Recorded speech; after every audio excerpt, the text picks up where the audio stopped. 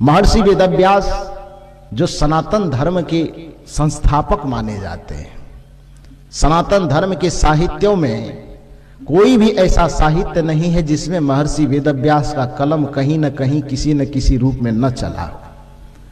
ऐसे महर्षि वेदव्यास से जब एक बार पूछा गया कि इस धरती का सर्वश्रेष्ठ चीज आपको क्या लगता है, पूरे धरती पर सबसे बड़ा चीज आपको क्या लगता है, आपको मालूम होना चाहिए कि वेदव्यास ने यह नहीं कहा कि परमात्मा बड़ा है, वेदव्यास ने यह नहीं कहा कि शिव बड़ा है, कि ब्रह्मा बड़ा है, कि विष्णु बड़ा है, कि 33 करोड़ देवी देवता में कोई बड़ा है।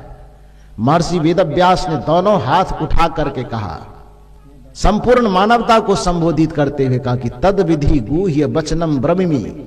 हे लोगों, जो बात अब तक लोगों से छिपी हुई थी, गुह्य माने गुफा में छिपा हुआ, अंधकार में छिपा हुआ था, अज्ञानता में छिपा हुआ था, महर्षि वेदव्यास कहते हैं तद विधि गुह्य वचनम ब्रह्मी। आज मैं सबसे गुप्त बातें, रहस्यपूर्ण बातें तुम लोगों से कहता हूं, उसे गौर से सुनो। तद विधि गुह्य वचनम ब्रह्मी नहीं मनुष्यात् श्रेष्ठ तरंग ही किंचित। आज मैं एक गुप्त और रहस्यपूर्ण बातें तुम लोगों को कहता हूं, ध्यान से सुनो कि नहीं मनुष्यात् श्रेष्ठ तरंग ही किंचित, कि मनुष्य से बढ़ करके इस धरती पर सर्वश्रेष्ठ कुछ नहीं है, कुछ भी नहीं है, कुछ भी नहीं है। मनुष्य महान है बशर्ते वो अपनी महानता को पहचाने, बशर्ते वो अपने महानता को जीना शुरू कर दे। इससे बड़ा मनुष्य के जीवन को पा लेने के बाद भी कोई कहे कि हम दुखी हैं तो ये हंसने लायक बात है। मनुष्य के जीवन को पाकर के भी कोई व्यक्ति कहे कि हम परेशान हैं तो ये हंसने लायक, मजाक की योग्य बातें हैं। मनुष्य का जीवन पाने के बाद भी कोई व्यक्ति कहे कि हमसे लाचार कोई नहीं, हम विवश हैं, हम लाचार हैं, हम रोने के लिए विवश हैं, तो इससे ज्यादा दुख की बात, इससे ज्यादा आश्चर्यपूर्ण और हास्यास्पद बात और कुछ हो ही नहीं सकती है। मनुष्य का जीवन ही केवल इस धरती पर मुस्कुराने के लिए मिला है। शायद यही कारण है कि दुनिया का कोई भी प्राणी हंसता नहीं है। मनुष्य ही एक ऐसा प्राणी है जो पूरे सृष्टि में हंसता है। दूसरे प्राणी को यदि कुछ खुशी होती है, कुछ उसके अनुकूल होता है, तो वो मुंह खोल के हंस नहीं पाता, या तो उछलता है, कूदता है, रेंगता है, पूंछ हिलाता है, पंख फड़फड़ाता है। वो अपना अभिव्यक्ति दूसरे तरह से करता है खुशी का, लेकिन प्रसन्नता में खिलखिला करके हंसे, यह सौभाग्य केवल और केवल मनुष्य को इस धरती पर मिला है, दूसरे किसी प्राणी को नहीं मिला है। मनुष्य सबसे महान है।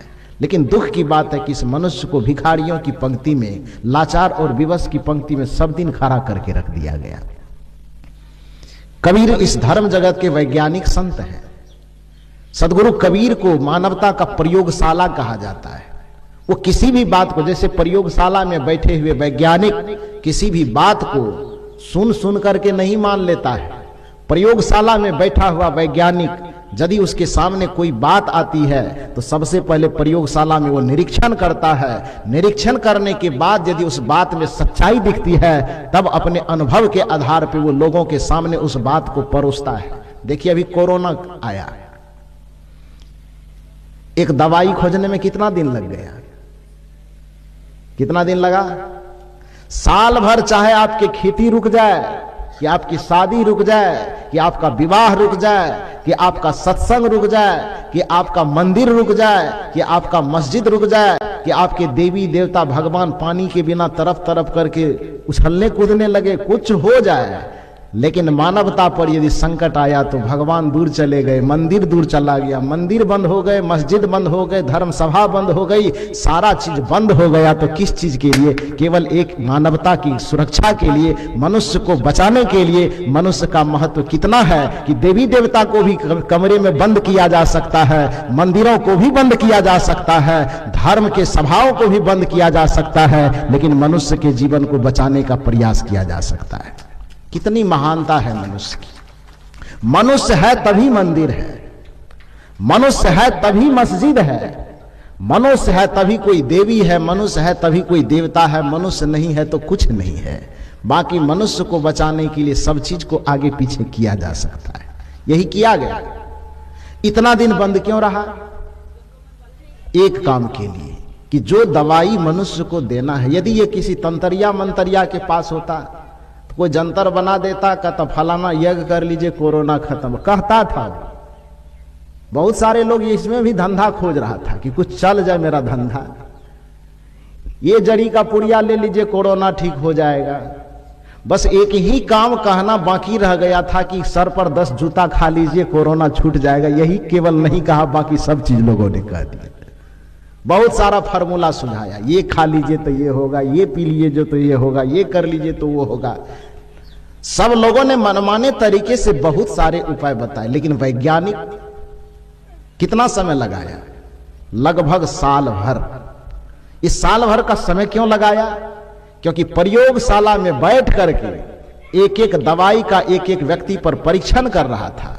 परीक्षण के दरमियान में ये दवाई खोज रहे हैं, परीक्षण किया, फेल हो गया, कहा नहीं ये नहीं चल सकता है। फिर दूसरी दवाई का परीक्षण किया, फिर वो भी ठीक नहीं, सटीक नहीं समझ में आया। वैज्ञानिकों ने कहा नहीं ये नहीं चलेगा। तीसरा का, चौथा का, पांचवा का, इस तरह से परीक्षण करते करते करते करते साल भर परीक्षण में लगा। और जब लगा कि ये परीक्षण अब सिद्ध हो गया है, इसको मनुष्य के बीच में परोसा जा सकता है, तब जाकर के वैज्ञानिकों ने साल भर के बाद कोरोना का दवाई आप लोगों के बीच भेजा है। वैज्ञानिक परीक्षण ये होता है कि जब तक किसी चीज का पूर्ण निष्कर्ष न निकाला जाए तब तक वह मनुष्य के बीच में परोसा न जाए, प्राणियों के बीच में परोसा न जाए। सदगुरु कबीर भी धर्म जगत के इसी तरह के वैज्ञानिक हैं। वो लोगों के बीच में कोई बात कहते हैं तो केवल आंख बंद करके नहीं कह देते। वो लोगों के बीच कोई बात कहते हैं तो केवल वेद में लिखा है सच है कि गलत है, विवेक में सचता है कि नहीं जचता है, इसलिए नहीं कह देता है कि वो वेद में लिखा है। इसलिए नहीं कह देता है कि कई पीढ़ी से वो बात चली आ रही है। इसलिए नहीं कह देता है कि वो हमारे रीति रिवाज का हिस्सा है। इसलिए नहीं कह देता है कि वो हमारे परंपरा और पोथी का हिस्सा है। बल्कि चाहे वो पोथी का हो कि परंपरा का हो, वेद का हो कि शास्त्र का हो, रीति का हो कि रिवाज का हो, कबीर साहब सबसे पहले उसे अपने विवेक के प्रयोगशाला में कसता है। विवेक के प्रयोगशाला में कसने के बाद यदि वो बातें उचित लगती है तो उसको लोगों को संबोधित करते बताते हैं, और यदि उचित नहीं लगता है तो कबीर साहब उसी जगह उस बात को तोड़ मड़ोड़ करके कूड़ेदानी में फेंक देता है। कहां से ली गई है बात, इससे कोई मतलब कबीर साहब को नहीं है। मतलब यह है कि विवेक के प्रयोगशाला में सटीक और उचित जचना चाहिए, तब वो लोगों के बीच कहते।